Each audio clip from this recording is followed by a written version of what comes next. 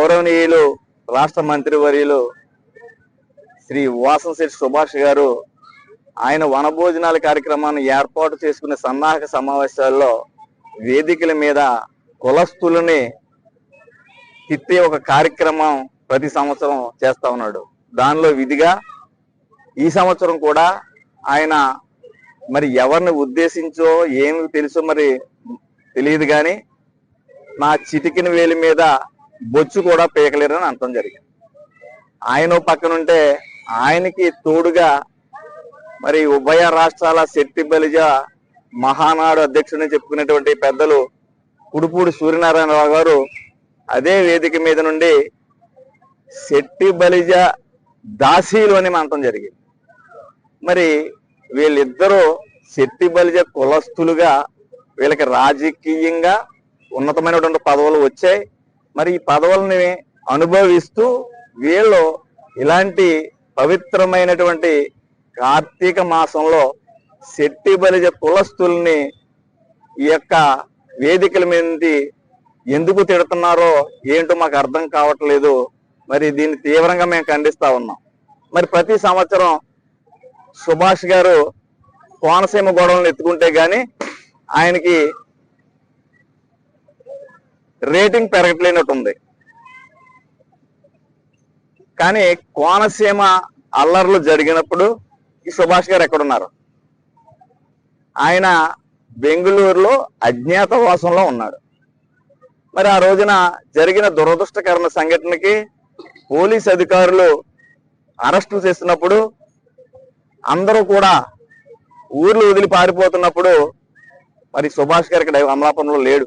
ఈయన బెంగళూరులో వాళ్ళ సోదరింట్లో తలదాచుకున్నాడు. ఆయన వెంటనే అప్పటి ముఖ్యమంత్రి జగన్మోహన్ రెడ్డి గారి దగ్గరికి వెళ్ళి, అన్న జరిగిన పరిణామం మీద పోలీసు వారు ఈ రకమైనటువంటి అరెస్టులు చేస్తున్నారు, అక్కడ పరిస్థితి బాగలేదు, అందరూ అభద్రతా భావంలో ఉన్నారు అని చెప్పడంతో 3 రోజుల్లో అరెస్టులు నాపించడం జరిగింది.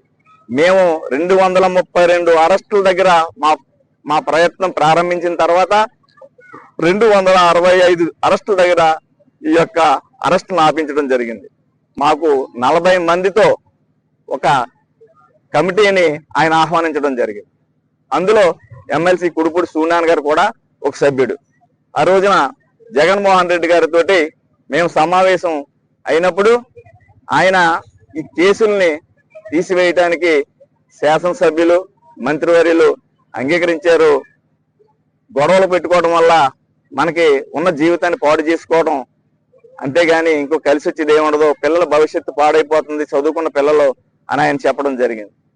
మరి ఆ రోజున శెట్టి బలిజ కులస్తుల మీద కానీ ఎంటర్ ఉన్నటువంటి మిగతా కులస్తుల మీద కానీ ఈ కేసులు ఎత్తివేయటానికి ఎమ్మెల్సీ కుడుపూడి సూర్యనారాయణ గారు అంగీకరించాల. ఈవేళ ఈ యొక్క పత్రికా ముఖంగా నేను ఈవేళ విషయం చెప్తా ఉన్నాను. ఆయన జగన్మోహన్ రెడ్డి గారితో నేరుగా అంగీకరించలేదు. సమాజానికి ఏం మెసేజ్ ఇస్తాం మనం? ఇలాగా ఇల్లు తగలబెట్టిన వాళ్ళ మీద కేసులు తీసివేస్తే సమాజానికి ఏం మెసేజ్ ఇస్తామని చెప్పి ఆయన జగన్మోహన్ రెడ్డి గారిని అడిగితే ఆయన ఎందుకన్నా తప్పది అనంతపూర్లో ఒక ఉదాహరణ చెప్పి ఆయన సమన్వయపరిచి శాసనసభ్యులు మంత్రివర్యులు ఈ యొక్క కేసులు నష్టపోయిన వాళ్ళు కేసులు ఎత్తడానికి అంగీకరించినప్పుడు నీకెందుకు ఇబ్బంది అని చెప్పి ఆయన వారించడం జరిగింది. ఆ రకంగా శెట్టి బలిజలే కాకుండా మిగతా కులస్తుల మీద ఆ కోనసీమ గొడవల్లో ఉన్నటువంటి కేసులు వైఎస్ఆర్ కాంగ్రెస్ పార్టీ ఎత్తివేసిన దానిలో సుభాష్ గారి ప్రమేయం ఎక్కడా లేదు. కేవలం ప్రయాణం చేసిన దాంట్లో కోనసీమ శెట్టి బలిజ కమిటీ యొక్క భూమిక ప్రధాన అని.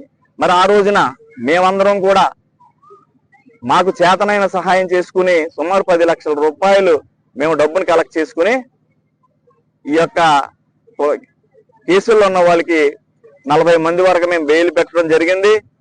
కేసుల్లో ఉన్న కుటుంబాలకి 5,000 రూపాయలు చెప్పిన మేము ఇవ్వడం జరిగింది. మేమేమి పబ్లిసిటీ చేసుకోవాలా, కులస్తులకు చేసిన సహాయాన్ని యూట్యూబ్ల ద్వారా ఫేస్బుక్ల దగ్గర పబ్లిసిటీ చేసుకున్నటువంటి కుసంస్కారులు మేము కాదని ఈ సందర్భంగా నేను తెలియజేస్తా ఉన్నాను. మరి ఆ రోజున వేణుగోపాలకృష్ణ గారి లెటర్ హెడ్ మీద కేసులు తొలగించాలని గౌరవ ముఖ్యమంత్రి గారికి రిక్వెస్ట్ చేసిన పిదప ముఖ్యమంత్రి గారు లెటర్ హెడ్ మీద కేసులు తీయటానికి మరి అంగీకరించడం జరిగింది. మరి ఈ యొక్క సుభాష్ గారు ఏ కోసాను ఎక్కడా లేడు. ఆయన మీద ఉన్నటువంటి కేసుల్ని యాంటిసిపేటరీ బెయిల్ తెచ్చుకోవడానికి వైఎస్ఆర్ కాంగ్రెస్ పెద్దల చుట్టూ తిరగడం జరిగింది. యాంటిసిపేటరీ బెయిల్ తెచ్చుకున్న తర్వాత ఆయన అమలాపురంలోకి రావడం జరిగింది. ఈ లోపల ఆయనకి అసోసియేషన్ ఉన్నటువంటి చాలా మంది వ్యక్తులు ఆ కేసుల్లో ఇరుక్కుని ఇబ్బందులు పడ్డారు. సుభాష్ గారు ఏమి జైలు జీవితం గడిపి రాలా, అజ్ఞాతవాసం జీవితం గడిపి ఆయన యాంటిసిపేటరీ బెయిల్ మీద ఇక్కడికి వచ్చారు. కాబట్టి ప్రతిసారి ఈ యొక్క కోనసీమ గొడవలను ఎత్తుకుని మీ యొక్క రేటింగ్ పెంచుకోవాలనుకోవడం చాలా తప్పది.